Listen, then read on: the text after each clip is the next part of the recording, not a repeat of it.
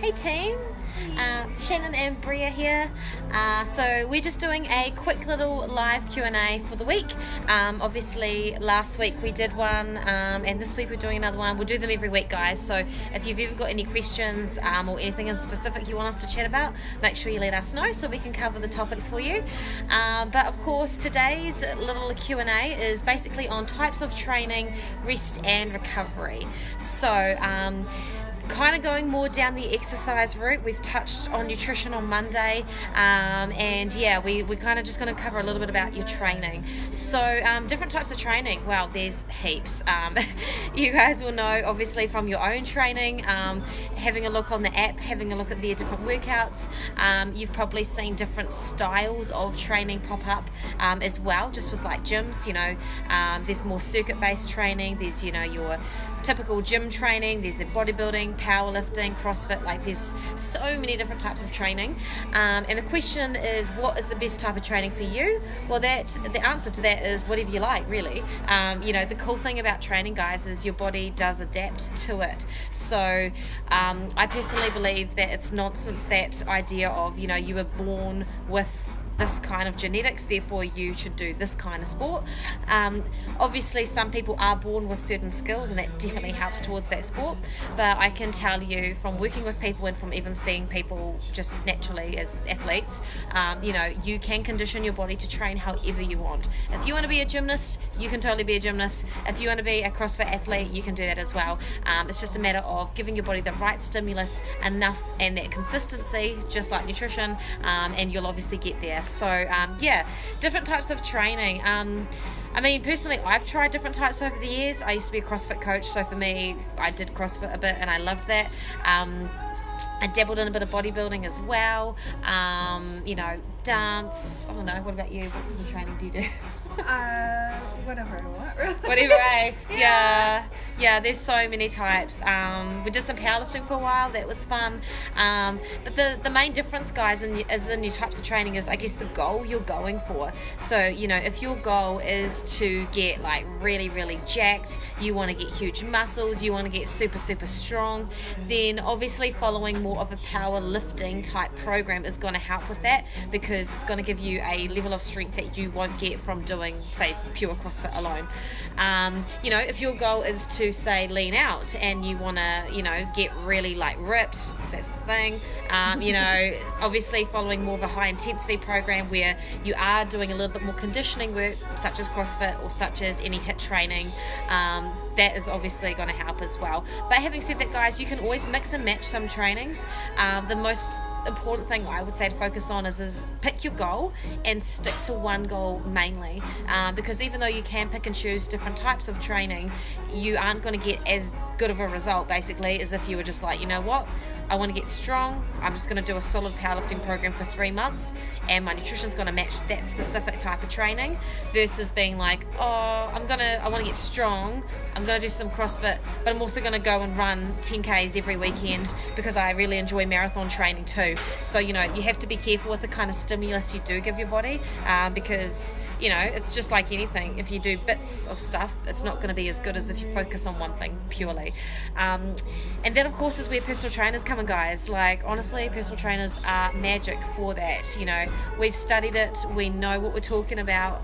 You know, if you are struggling with ideas, see a personal trainer, because not only have they studied different programming and they know what works for you, they can see how you move, and that is crucial. You know, it's all good to have a plan that is set for muscle gain or fat loss or whatever it is, but if you're doing exercises and you're doing them incorrectly, or you're not activating the right muscles, that's a really, really big one, especially for the girls, especially those girls like, I want to build glutes. You know, glute activation is huge. You can lift as heavy weight as you want, eat as good as you want. If you're not activating and firing the muscles in the right way, you're not going to build any muscle. So, you know, that's where a PT is super, super helpful, because they can really fine-tune that technique. And a few of you guys, I guess, have probably worked with trainers. Comment if you work with a trainer at the moment. Welcome to a little shout out for them.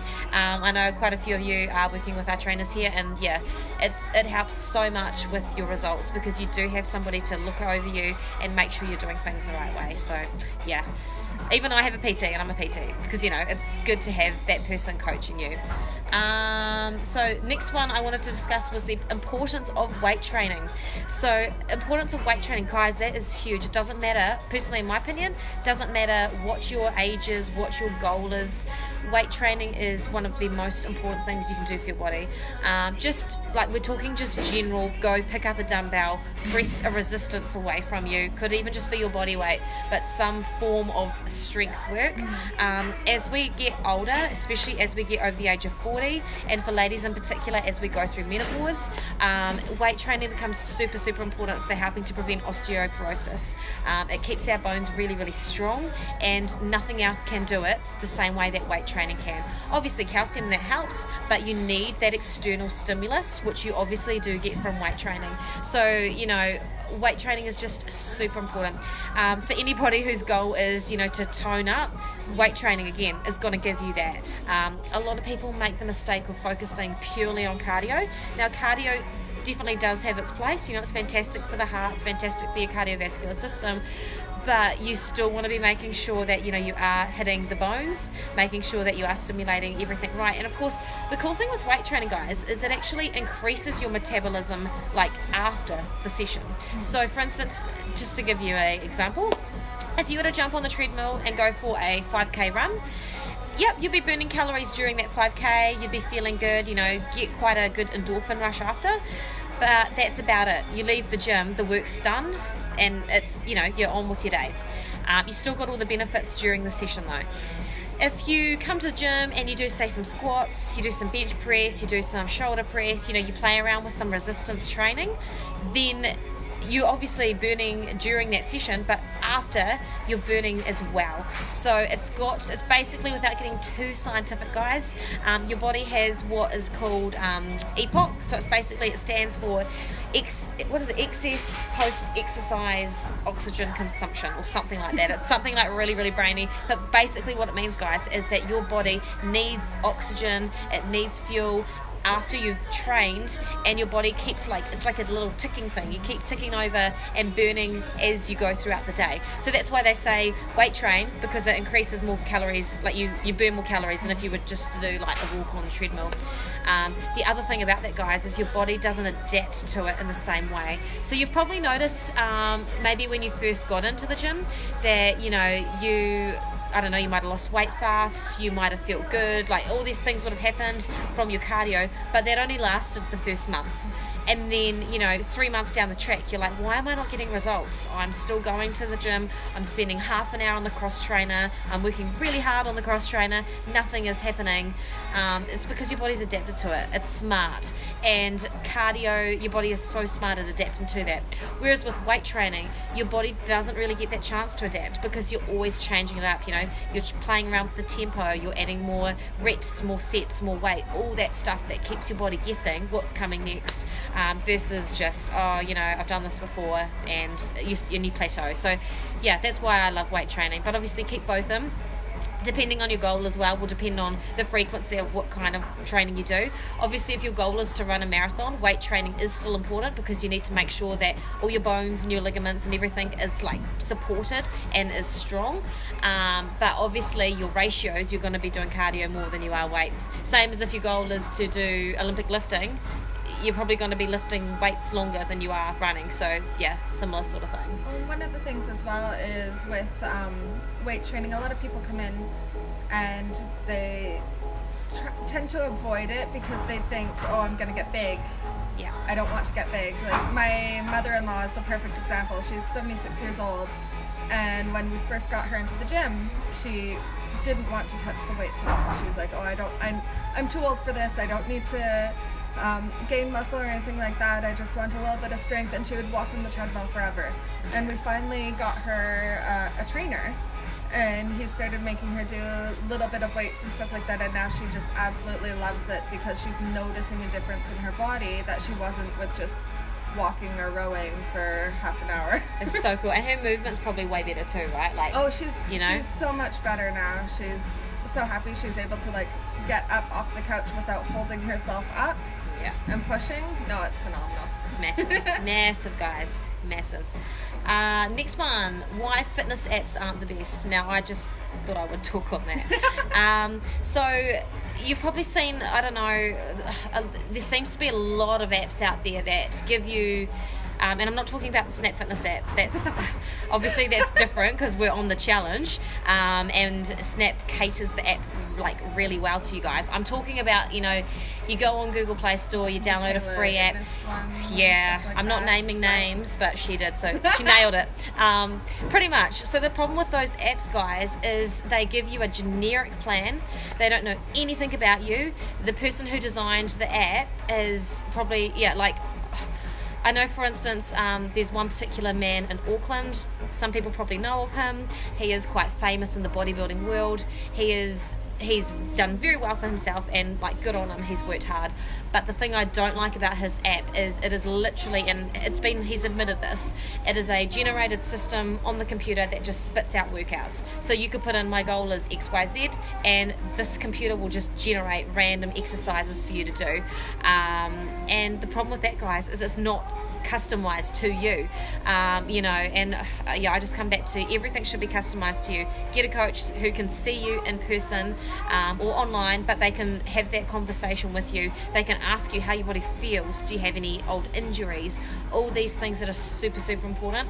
A lot of the time these fitness apps just kind of skim over, and it is very, very generic. And I can honestly say, the whole time I've worked in a gym, I've never seen anybody come in feeling great about themselves, having great success stories purely from just an app alone. It's never been the case. Often what happens is people come up to us needing help because they've been using this app and they're not getting results, but they've paid $12 a month and it's really great value. Problem is they're not getting anything from it. So yeah, I just thought I would touch on that one there. What have we got? Deloads and why they are important. So if you guys are a little bit more, I guess, advanced in terms of your training, and you've been training for a few years, or you are working with a trainer and you've got specific goals, as in like competing, or specific performance related goals, deloads are crucial. So what a deload is, guys, this is basically a week where you just deload. So every deload is different as well, but you're generally working between, say, 40 to 60% of your max. So for instance, just to give you an idea, if I normally did, say, 10 exercises, 10 reps at 100 kilos, make it easy for maths, I might come in that week and do just 6 sets, 6 reps and 60 kilos or something. But you know, the point is you're still training, so you still get that mental boost, but you aren't stimulating the muscles as much. The biggest benefit from deloading is it gives your central nervous system a break to just chill out, you know. So even though we know training is fantastic, it is still a stress on the body, and you still need to have that recovery time, and that's where deloads are fantastic. And I can say I've had to take deloads in the past. My coach has made me take deloads and I've hated it. I'm not going to lie, because I'm like, I want to go on and lift heavy, and I've hated that week. But man, do you feel good after that week. It does something to your brain that kind of resparks that passion again as to why you're training. You feel good about it, and then basically, you're sweet to hit the ground running again. So deloads are crucial. If you feel, how to know if you need a deload. Some classic symptoms are you aren't getting stronger, so you've plateaued, yet everything else is fine. Your nutrition's good, your sleep's good, you just feel like, why, I'm just plateauing. Another symptom is you're actually getting bored of the gym. You don't want to train. And I'm not talking about laziness, boredom. I'm talking about like, you do enjoy training, but for some reason all of a sudden you're like, I actually just can't be bothered. That's often your body being like, you need to chill and take a deload week. Other symptoms can be also having trouble sleeping, classic symptoms of overtraining. What else? Mainly that, really. I guess trouble recovering. If you're feeling sore all the time, more so than normal, then it could be that your body needs a bit of a breather. Next one, so talking a little bit on rest active versus passive rest, why they're both important. So obviously you know that when you go to the gym, you do exercise, you create a little bit of micro trauma in the muscle fibers. So when you are lifting those weights, you do create that trauma, but it's not bad as it sounds. It sounds really scary. It's not. Basically what happens is obviously we eat, we sleep, and we drink water, and the muscle repairs itself, it grows back stronger and obviously more healthy, and that is the whole point of recovery. So the problem is, guys, is if you are training 7 days a week and you're hitting it hard every single day, you're not giving your body enough time to recover physically and mentally. So obviously it's a central nervous system thing as well. You obviously need to just have that time to recover. I would generally recommend, again, it depends on your level and your experience in the gym, and this is where your trainer will come in. But I'd say maybe 5 days a week of training, max, maybe 6, but definitely have 1 day off completely, which I would call, say, passive rest. So that is where you might just chill at home and watch Netflix all day and do zero activity. That is fine. That is good for you. You might be just doing some gentle yoga, like gentle yoga. I'm not talking about like vinyasa and hot yoga, like just easy stuff that you feel you don't have to do any effort for. And then maybe a day or two where it's an active recovery. So that might be getting out, going for a walk. It might be just going for a bike ride around the block, taking the dog for a walk, taking them to the beach, something that you are moving and it is still movement, but it's not like, running up bridle path or something like that. So it's good to have a balance of both active and passive rest. Both of them are good for the mind and the body, and it will obviously help you feel stronger when you get back into the gym and feel a little bit more enthused to be there. So if you guys have any questions, by the way, make sure you do comment them. We will make sure we go back and answer them for you, and if you've just joined in, feel free to watch this on replay so you can kind of get all the info. But yeah, that's pretty much all my points I had to talk about today. Did you have anything else you wanted to say? No, I think we covered it. As always, I just ramble on. So yeah, hopefully my voice doesn't get too boring, but hopefully there's some good information in there for you guys. So maybe just have a think about it this week in terms of what kind of training are you doing? Is it focused training? Are you coming in with a plan, with a goal? Do you know when you are going to be taking rest? And do you know how to listen to your body for when it needs rest? Because I can tell you guys and promise you, once you master those things, your health will improve so much. You will get the results you want and life will be great. So yes, have a fantastic week. Little plug, this Saturday 2 p.m. we are going to be obviously doing the Godly Head Walk. Now we haven't decided whether we're going to do the whole thing or whether we're going to go halfway and come back. If there's like 2 groups, we might just split, so maybe half will come back and the other half will do the whole thing. But we would love you guys to come. Yeah, we'll play by ear, play by legs, play by DOMs, see how we feel. So we're just saying gold coin donation, guys, to help us get to our $1,000 goal to fundraise for our charity. And we'd love you to bring your friends, bring your family. Please bring people, bring your dogs. I'm pretty sure dogs are allowed, I think. Maybe check. We'll find out. Maybe check. Yeah, I don't want to get guys in trouble there. So that'll be great. That's at 2 o'clock. And then at 7 o'clock, we're going to go out for dinner. There's a Thai restaurant literally just around the corner. Cody's favourite. So it's a really, really good one. And that's at 7 o'clock. So yeah, we just need reservations for that, guys, because we do obviously need to book a table. So please just comment, flick us a message, whatever it is, but let us know if you are going to come to either of those so we kind of know how many to expect. But we would love to see you guys there. It will be a fantastic opportunity for you to get out and go for a walk outside with others, mingle with other members, and enjoy some beautiful Christchurch fresh air and some awesome scenery as well. Great for mental health, very suitable. So yes, that's our little plug there. Have a fantastic day, guys. And of course we've got yoga tonight. We are fully booked, but if you do want to book in for next week, make sure you let us know as well. So yeah, have a great week, guys, and we will touch in soon.